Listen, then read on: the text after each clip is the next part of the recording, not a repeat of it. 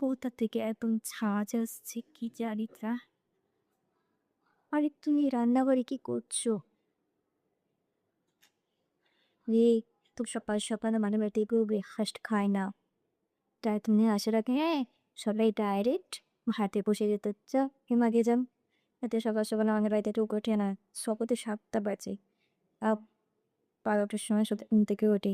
10টার সময় ঘুম থেকে উঠে 5টার সময় লাঞ্চ করে। যেমন জিয়া তুমি ঘুমাতে যাও।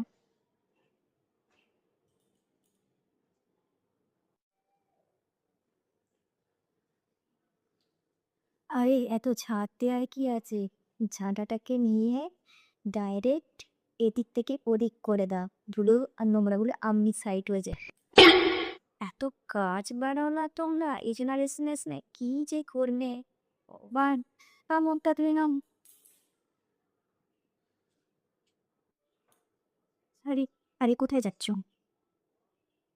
পার্টিতে? অফিস পার্টিতে?